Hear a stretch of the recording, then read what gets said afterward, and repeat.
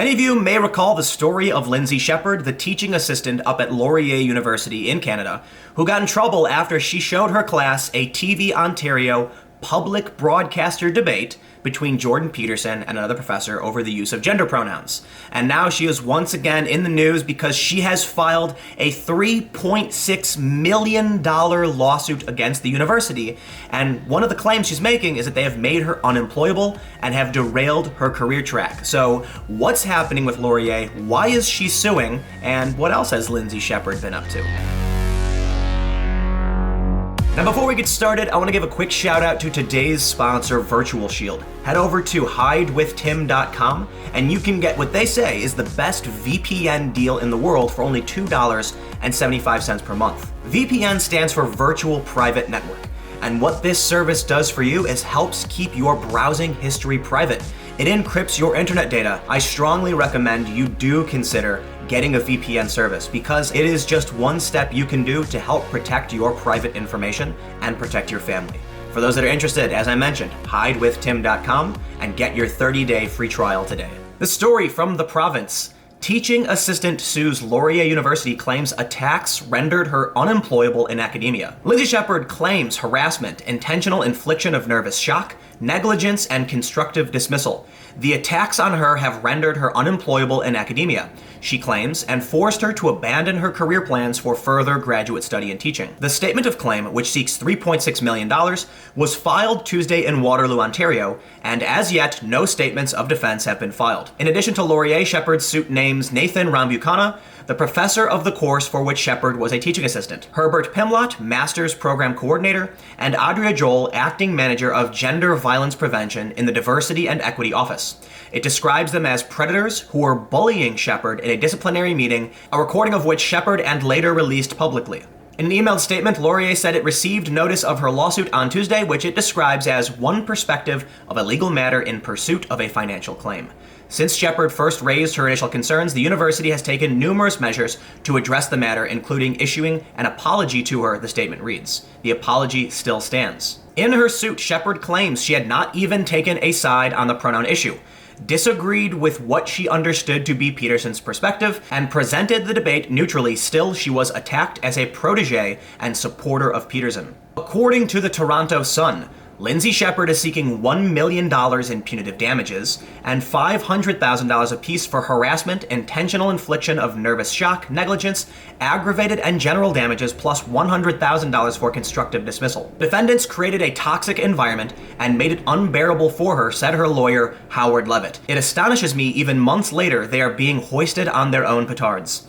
I've practiced labor law for 39 years and I have never seen anything like this. Rambukkana ludicrously claimed that her showing the TV Ontario clip breached the Charter of Rights and Federal Rights Code and was illegal, the lawsuit alleges. Shepherd was accused of targeting trans folks, even though Shepherd had chosen no side, the lawsuit alleges. The university failed to fairly investigate and respond to the allegations of harassment, and instead, Shepherd was wrongly attacked by members of the administration until public and alumni outcry forced the university to retreat. The suit alleges that the apology from Rambukkana to Shepherd was forced and that he continued to lie about there having been a complaint, even though we know there was no complaint because an independent investigator found no one actually complained about what Lindsay Shepherd had done.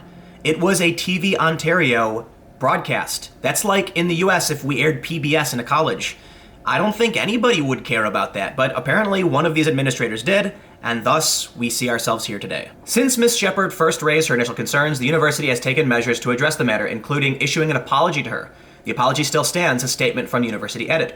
The university initiated review, which found no wrongdoing on Ms. Shepherd's part and offered concrete recommendations for next steps. Many of those steps have already been taken, including training, a review and update of the university policies, and the establishment of a task force that prepared a statement on freedom of expression approved by the university's Senate and Board of Governors, the statement added.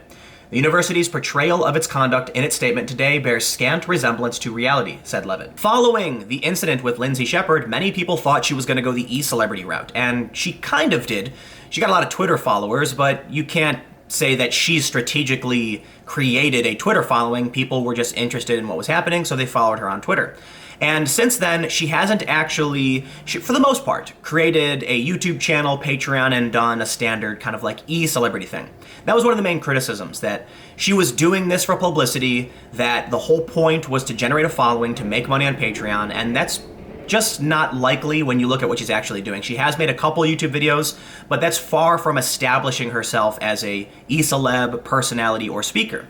What she has done is actually tried to set up speaking events with academics and some other controversial figures. Back in April, she tweeted that the Laurier Society for Open Inquiry invited Faith Goldie to return to speak for our club on April 30th for an event with Dr. Ricardo Duchenne, professor at UNB, after a fire alarm was pulled in protest at our original event on March 20th. Following this, she tweeted, $28,500 is the confirmed figure. University Waterloo said, we would need to pay for security and police presence. Apologies to everyone who was planning on attending. There is no way we can pay that. We are going to cancel the event. Lindsay then announced another speaking event, and can you guess what happened? On May 4th, my student club, the Laurier Society for Open Inquiry, is being charged $5,473 in security fees to bring in a university professor to talk on the Wilfrid Laurier University campus. Can you help us cover the cost? And there's a link to her GoFundMe. And in just about 1 month, she did exceed her goal, raising $6,740 as of today. But sure enough, protesters still showed up to her event.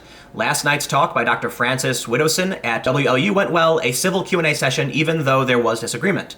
Protesters were still outside afterwards. Here's a little gem. And then she shows this video of protesters yelling and gloating at how they forced her to raise money to have a speaker attend. So why is it relevant that Lindsay Shepherd is being forced to pay these exorbitant security fees? Well, for one, we've seen something similar with a bunch of other events in the United States, that many speakers had to pay exorbitant fees if they wanted to speak at these events. And a lot of events in the US were run by student organizations. This typically is prohibitively expensive. Fortunately, Lindsay Shepherd was able to raise money to have this session. So going back to the e-celeb narrative, where people have criticized her claiming she's just trying to be famous, it would seem that she's not really doing that all too much. She's actually just organizing speeches at her college, which is pretty typical of any college student. Why all of this attention on what she's trying to do, especially when the talks she's giving are only somewhat controversial? And so there are a few things about this lawsuit that I do want to bring up. It seems like Lindsay Shepherd is going on the offensive. She has tried to just hold events, and she has been essentially roadblocked every step of the way. So it's no surprise then that she's taking an offensive approach and filing a lawsuit against the university. Because it's not just about this one incident where they pulled her into an office and essentially attacked her for doing basically nothing. And that's by their own admission. Independent investigators found she did nothing wrong. But beyond that, she can't even hold an event at her own school without protesters trying to shut it down and without being forced to pay exorbitant fees. So it seems only predictable that she's going to try and strike back against the university for what is going on. However, no one is above criticism, so I just have to say, in terms of arguing that she has become unemployable, that's actually not really Laurier's fault. From the Toronto Sun, the attacks on Shepherd have rendered her unemployable in academia, resulting in her abandoning her previous ambitions of obtaining her PhD or even teaching as a master's graduate, the lawsuit alleged. But we have to be reasonable. When Lindsay Shepherd was brought into that office and was yelled at by 3 administrators, that's pretty screwed up. Because like I mentioned, we all know she didn't do anything wrong. However, if it just ended there, nobody would be talking about it and no one would even know who Lindsay Shepherd is. However, Lindsay had the foresight to record secretly this meeting, and then it was somehow handed to the press, who published it, and thus the whole fiasco began.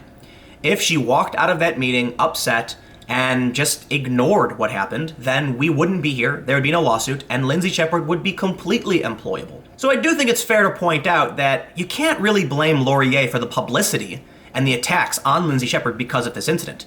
At the same time, you can't expect people to take things lying down. And so there is an argument that Lindsay didn't do anything wrong, and she was in her right to show the world what had happened to her after showing a public debate in a class. The university was in the wrong the whole time. They've lied about what happened with her. They claimed there was a complaint when there wasn't, and so she recorded it.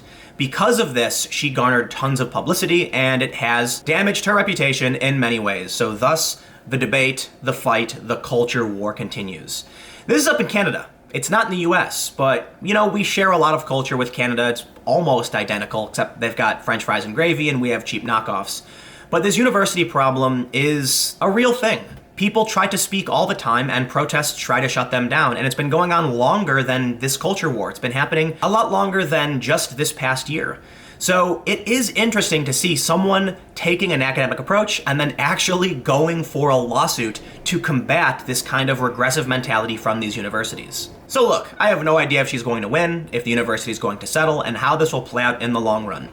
But maybe you have some thoughts, so you can comment below and let me know what you think about all of this. Is Lindsay in the right to file this lawsuit? Is the university at fault for all of the attacks against her and for potentially making her unemployable? Let me know what you think in the comments below. You can follow me on Twitter at Timcast. Stay tuned, new videos every day at 4 p.m. Thank you all so much for watching, and I will see you all tomorrow.